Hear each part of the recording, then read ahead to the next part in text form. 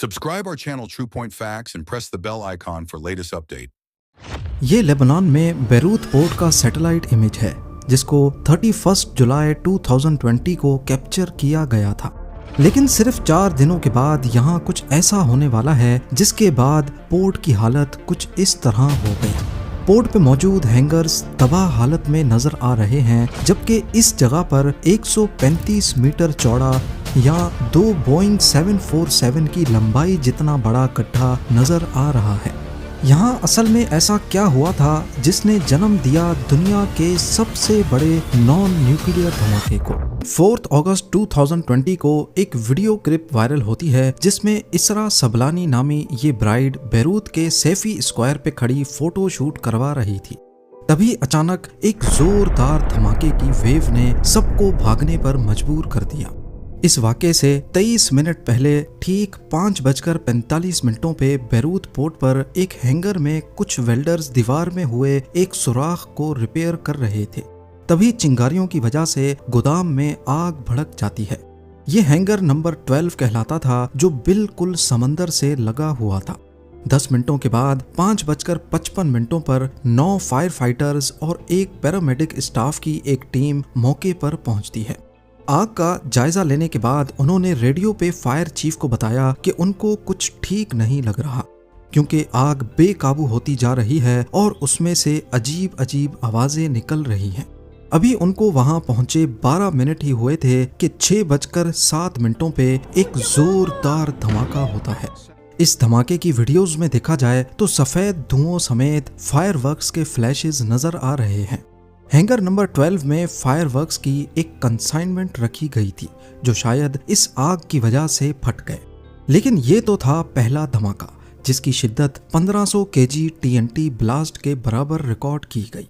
अभी लोग समझते कि आवाज किस चीज की थी। 30 सेकंड्स के बाद एक और धमाका हुआ जिसने पूरे बैरूत को जैसे चीर कर रख दिया। इस दूसरे धमाके को काफी कैमरास में रिकॉर्ड किया गया, क्योंकि पहले धमाके के बाद कई लोग उसकी फुटेज बनाने में मसरूफ थे। एक बहुत बड़ा आग का गोला आसमान में उड़ता हुआ देखा गया जिसकी shock wave speed of sound से भी तेज थी। दूसरे धमाके में एक सफेद डूम को देखा गया जिसने शहर के बड़े हिस्से को घेर लिया। ये असल में पानी का वेपर था जो शॉक वेव के प्रेशर से बना था। इसके बाद लाल धुएं का एक बहुत बड़ा बादल आसमान में उड़ता हुआ दिखाई दिया। एक्सपर्ट्स का कहना है कि लाल धुआं हैंगर में अमोनियम नाइट्रेट के होने का सबूत है। धमाके की शिद्दत इतनी ज्यादा थी कि 200 किलोमीटर दूर साइप्रस में भी लोग डर के मारे घरों से बाहर निकल आए। शॉकवेव ने 8 किलोमीटर दूर बैरूत एयरपोर्ट टर्मिनल तक के शीशे तोड़ दिए और करीब मौजूद घरों के सरिये तक भी बाहर निकल आए। आप सिर्फ इस बात से अंदाजा लगा लें कि धमाका हुआ बैरूत में, लेकिन यूनाइटेड स्टेट्स की जियोलॉजिकल सर्वे टीम ने 3.3 मैग्नीट्यूड के अर्थक्वेक के झटके रिकॉर्ड किए। शेफील्ड यूनिवर्सिटी के साइंटिस्ट के अंदाजे के मुताबिक ये धमाका 15 लाख केजी टीएनटी ब्लास्ट के बराबर था, यानी पहले धमाके से 1000 टाइम्स बड़ा और तकरीबन हिरोशिमा पर गिराए गए न्यूक्लियर बॉम्ब का 10%। जहां ये ब्लास्ट हुआ उसके आसपास के हैंगर्स सब मिट्टी में मिल गए, जैसे वहां कुछ था ही नहीं। आसपास जो शिप्स खड़ी थीं उनको भी शदीद नुकसान हुआ, जबकि एक 5 star Orient queen cruise ship जो 390 फीट लंबी थी हवा में उछलकर वापस पानी पे गिरकर उल्टी हो गई। धमाके ने जमीन में 135 मीटर चौड़ा गड्ढा बना दिया जो फौरन समंदर के पानी से भर गया। बैरूत एक्सप्लोजन दुनिया का सबसे बड़ा नॉन न्यूक्लियर ब्लास्ट तस्वर किया जाता है। यहाँ तक कि इस धमाके ने अर्थ की आयनोस्फीयर को भी डिस्टर्ब कर दिया, यानी स्पेस के करीब जो आखिरी एटमॉस्फेरिक लेयर होती है वो भी डिस्टर्ब हुई, जिसकी वजह से चंद सेकंड्स के लिए जीपीएस और रेडियो सिग्नल्स में डिस्ट्रप्शन देखी गई। ये मंजर बैरूत में किसी कयामत से कम नहीं था। शहर की गलियां तबाही में डूबी हुई नजर आईं। नॉर्दर्न बैरूत में पूरी की पूरी बिल्डिंग्स जमी बोस हो गईं। जड़ से उखड़े हुए दरख्त, उल्टी हुई गाड़ियां और मुड़े हुए स्टील के गार्डर हर तरफ फैले हुए नजर आए। धमाके की ताकत ने पूरे शहर की इलेक्ट्रिसिटी सप्लाई को बंद कर दिया, जिसकी वजह से रेस्क्यू का काम मजीद रुकावट का शिकार बन गया। मिलिट्री बुलडोजर्स की मदद से रोड्स क्लियर किए गए ताकि रेस्क्यू वर्कर्स को पहुंचाया जा सके। इस हादसे में 218 लोगों की कीमती जानें जाया हो गईं, जबकि 7000 से भी ज्यादा लोग जख्मी हो गए। और रही बात दूसरों की, तो बैरूत की 12% पॉपुलेशन पलक झपकते ही बेघर हो गई। हॉस्पिटल और मेडिकल सेंटर्स जहां जख्मियों का इलाज होना था, वो भी धमाके की जद में आकर तबाह हो चुके थे। कई हॉस्पिटल्स ने पार्किंग लॉट्स और फुटपाथ्स पर ही जख्मियों का इलाज करना शुरू कर दिया। सेंट जॉर्ज हॉस्पिटल, जो बैरूत पोर्ट से चंद 100 मीटर्स के फासले पर था, पूरी तरह तबाह होने के बाद भी पेशेंट्स का इलाज टूटे हुए फुटपाथ्स पर करता रहा। लेकिन इसके बावजूद हजारों जख्मियों को सिर्फ इस वजह से वापस भेजना पड़ा क्योंकि फुटपाथ्स पर भी जगह कम हो गई थी। माना जाता है कि ब्लास्ट के बाद बेघर लोगों को बैरूत के उन लोगों ने अपने घरों में पनाह दी जिनके घर पोर्ट के काफी दूर होने की वजह से बच गए थे। धमाके के 7 घंटों तक आग भड़कती रही और काले धुएं के बादल अगले दिन तक भी आसमान पर छाए रहे। सल्फर और जले हुए रबड़ की बदबू अगले कई दिनों तक फिजा में महसूस की गई। लेकिन कुछ ही दिनों के बाद पूरे लेबनान में प्रोटेस्ट भड़क उठे। लोग गवर्नमेंट की नाकामी के खिलाफ सड़कों पर निकल आए और उन सब का एक ही सवाल था कि आखिर इस धमाके की असल वजह क्या थी। रिपोर्ट्स के मुताबिक हैंगर नंबर 12 का इस्तेमाल किया जा रहा था ऑयल के कैंस, केरोसिन और हाइड्रोक्लोरिक एसिड जैसे खतरनाक केमिकल्स को स्टोर करने के लिए, और साथ ही इसमें रखे गए थे 15 टन फायरवर्क्स, यानी एक ऐसी तबाही जो बस होने का इंतजार कर रही थी। इतनी फ्लेमेबल चीजों के बावजूद वेयर हाउस की वायरिंग बहुत खराब थी।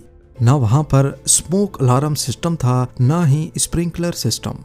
पर हैंगर नंबर 12 में सिर्फ यही नहीं रखा था, यहाँ एक और खतरनाक केमिकल भी छुपा हुआ था। 2750 टन वजनी अमोनियम नाइट्रेट का एक कंसाइनमेंट, जो पिछले 7 सालों से प्लास्टिक बैग्स में बिना किसी प्रॉपर सेफ्टी के वहां स्टोर किया गया था। ये केमिकल अक्सर एग्रीकल्चर में फर्टिलाइजर के तौर पर या माइनिंग इंडस्ट्री में एक्सप्लोसिव के लिए इस्तेमाल होता है। कई टेरर अटैक्स में भी इस केमिकल का इस्तेमाल हो चुका है। प्रोटेस्टर्स का सिर्फ एक ही सवाल था कि इतना ज्यादा अमोनियम नाइट्रेट वहां क्यों स्टोर किया गया जहां करीब ही हजारों लोग रहते थे, और इस तबाही का असल जिम्मेदार कौन है। ये सब शुरू हुआ था 2013 में, जब एक रशियन शिप जॉर्जिया से मोज़म्बिक जा रही थी। लारोसा नामी इस मर्चेंट वेसल को समंदर में 1 महीने से ज्यादा वक्त हो चुका था और टेक्निकल मसलों की वजह से इसे बैरूत में ही डॉक करना पड़ा। इस शिप में 2750 टन अमोनियम नाइट्रेट था, जो अब बैरूत पोर्ट पर डॉक कर चुकी थी। मगर ये शिप फिर कभी बैरूत से निकली ही नहीं। शिप के कैप्टन ने बताया कि शिप के मालिक उस वक्त पैसों की तंगी का शिकार थे और उन्होंने सोचा कि लेबनान में कुछ और कार्गो उठाकर मोज़म्बिक रवाना किया जाए।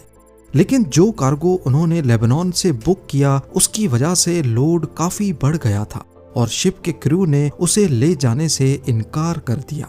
शिप के मालिक ने न सिर्फ क्रू की सैलरी रोक दी, बल्कि पोर्ट चार्जेस भी नहीं दिए। बैरूत में अथॉरिटीज ने शिप के क्रू को अगले 11 महीनों तक उसी शिप में बंद रखा क्योंकि उनके पास लेबनान में एंटर होने का वीजा नहीं था।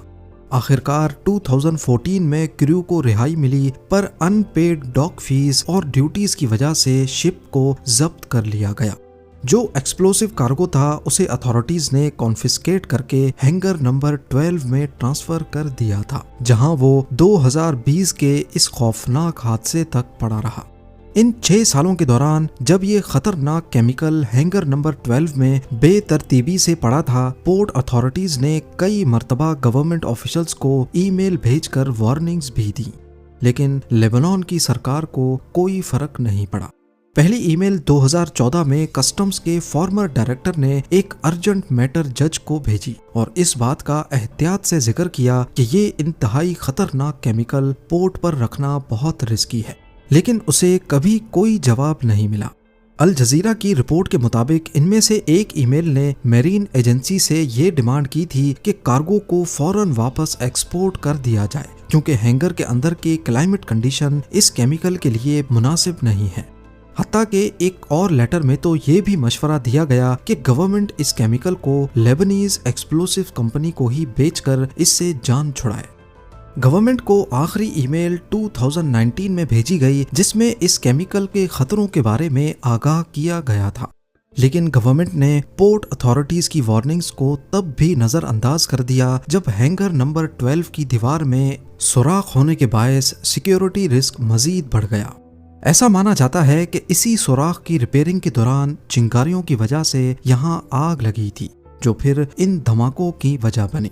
आज 2025 में इस धमाके को 5 साल होने को हैं, लेकिन असली जिम्मेदारों को सजा तो क्या, उनका ट्रायल भी सही से नहीं हुआ। पॉलिटिकल मसलों, मिनिस्टर्स की लीगल इम्यूनिटी और जुडिशरी के अंदर कॉन्फ्लिक्ट्स की वजह से आज तक इन्वेस्टिगेशन बार बार रुकती चली आई है। जज फादी सावन ने जब हाई प्रोफाइल मिनिस्टर्स को चार्ज किया तो उन्हें हटा दिया गया। फिर जज तारिक बितार ने केस को दोबारा उठाया तो हिजबुल्लाह और अमल जैसे ग्रुप्स ने उनकी मुखालिफत की और कोर्ट में स्टे ऑर्डर फाइल कर दिया।